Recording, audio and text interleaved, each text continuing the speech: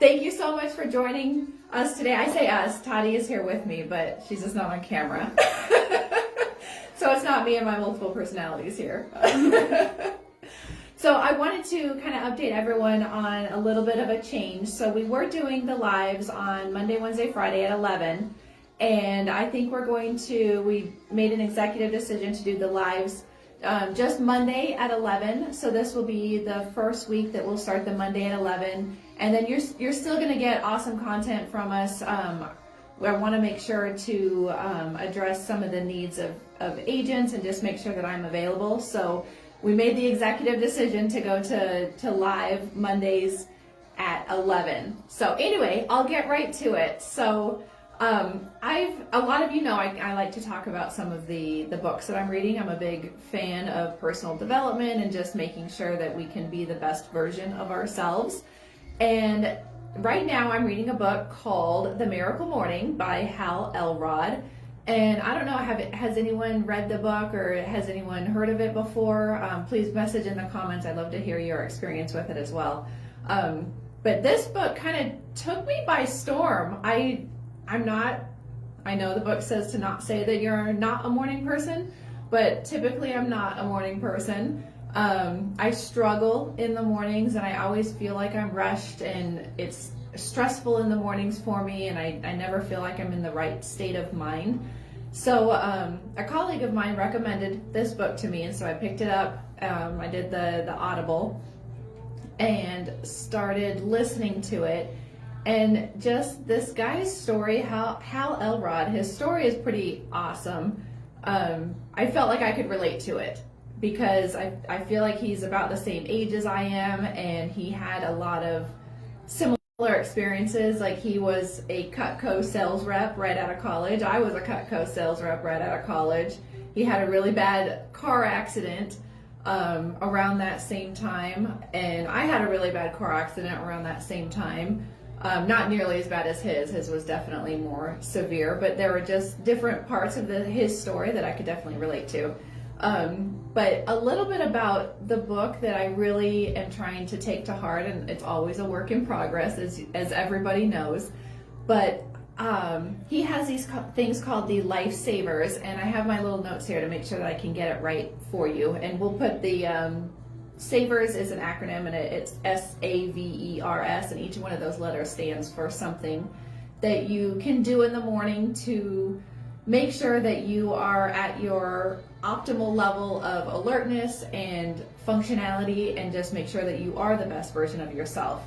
So it starts with an S, and he kind of made a joke about this. He said it's not sleep. And I said, well, dang it. I wanted it to be sleep. We all know we need tons of sleep to function, right? Well, apparently not. So the first S is silence, which I think our generation and just society now, we never really sit, or rarely sit in silence. There's always a TV going on or a radio. Even right now, I have music going on in the background.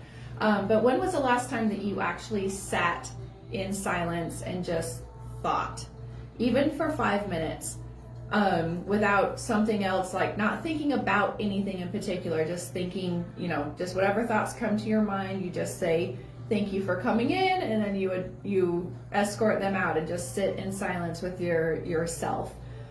It's very empowering, and I think it kind of tells you a lot about yourself if you have trouble with this, as I do, because I feel like my brain is always going.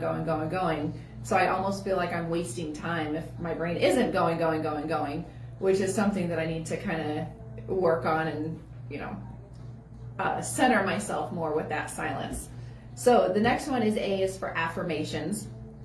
And I actually have an app of affirmations on my phone, and it's called My Affirmations. It's a free app, and you get to set your own affirmations, and every morning it brings an affirmation up, and I keep it on my phone all day, and so every time I look at my phone, I'm forced to look at this affirmation.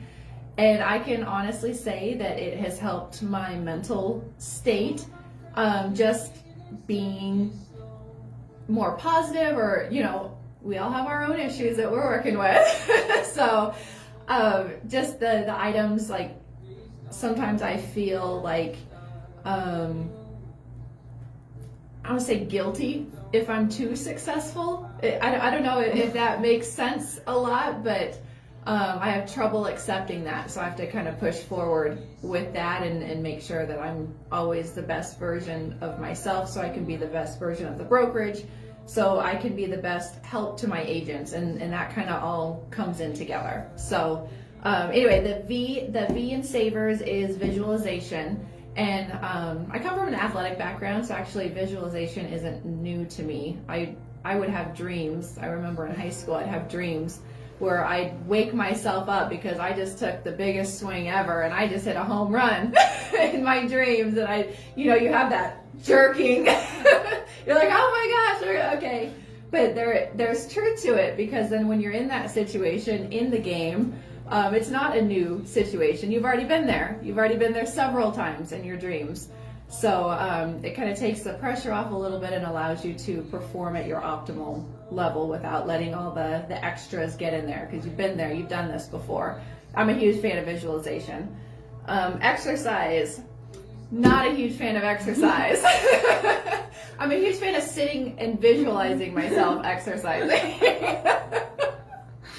No, that's not going to work, dang it. Okay, well, exercise, go for a walk, get the blood moving.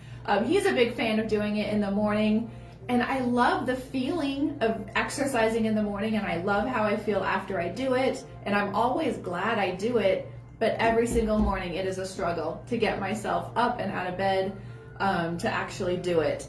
But he actually has in the book, the Miracle Morning, he has tips to wake yourself up gradually and things to do to kind of increase your alertness. He calls it, I'll have to think about the name. He calls it like your optimum level of alertness or something like that, level 1, and then you splash your face with water and that gives you to a number 2, and then you do some mouthwash or brush your teeth and that gives you to a level 3.